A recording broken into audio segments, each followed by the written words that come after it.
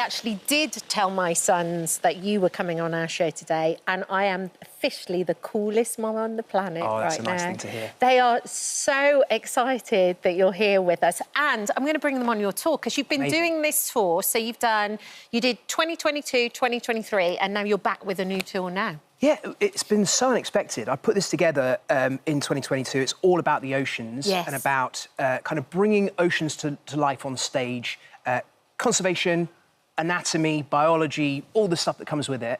And thought, yeah, we'll do that once, it'll be grand. And it sold out in a heartbeat, so we thought we'll do it again. And that sold out in a heartbeat, so we went, well, do it one more time. And this one's almost sold out already, and we're in June, and it doesn't happen until October. No. Wow. So clearly there's a massive appetite out there for positive, empowering stories about the oceans and everything that live there. The lovely thing, I think, though, Steve, is that Kat's boys are 6 and 8. Yeah.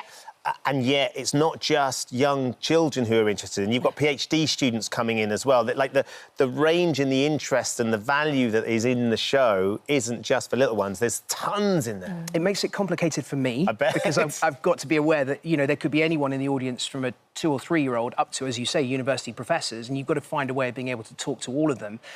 And it's really interesting, actually, because you find that youngsters, I'm not sure if you agree with this, Kat, but at around that 6 or 7 age range, will take in more factual content, more facts than any adult ever would. Like sponges. Sure. They are like sponges, and they are not intimidated by hearing things that they don't know, and they will take on an inordinate amount of facts. But you do have to be careful with how you present the conservation content.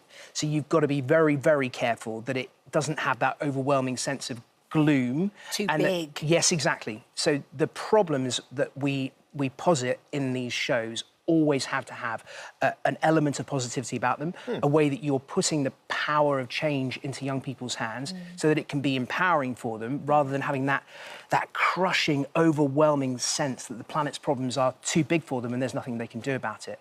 But once you balance that, it's a fabulous challenge, because you can throw anything at young people in terms of facts and they'll embrace it. Yeah, but it's also, Steve, yes, for sure, my boys love nature, they love animals, they love learning, they love retaining facts, but it's the way you do it. You do it so brilliant. It's like the mixture of fun and panto and TED Talk and magic and poo and goodness else knows what. Well, I think that there's a kind of knack to storytelling, and I think it's very different, that part of things, to how we would perhaps do things for adults. Yeah. So when we're doing natural history programmes for adults, there's a big part about embracing your inner geek. You know, a lot of us, we've been nerds our whole life. We maybe weren't the most popular people at school, but now we've got the opportunity to embrace that as adults. That doesn't work quite so well with youngsters. With youngsters, everything has to be filled with excitement and adventure and action and humour.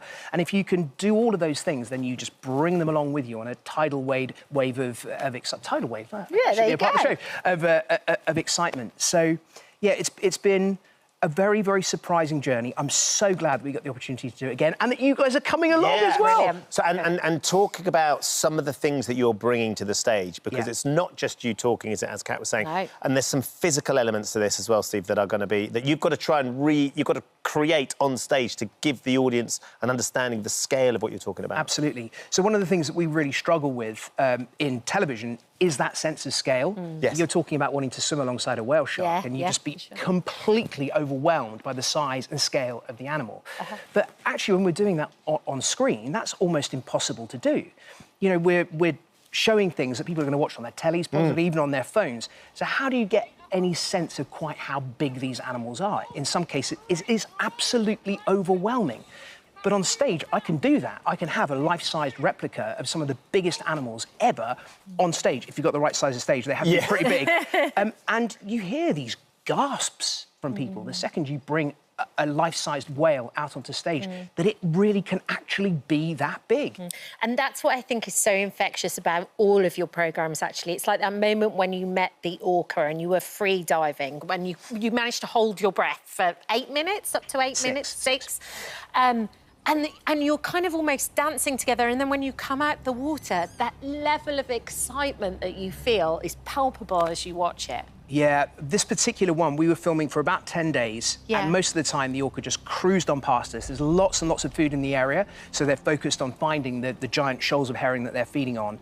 And despite them being one of the most intelligent animals on the planet, most of the time they completely ignore you. But this one single female, she spotted me from a distance and came in, as you can see here, circled around and around and around, eyeballing me the whole time. Then someone did the same with my camera operator, and then came back and went round me again.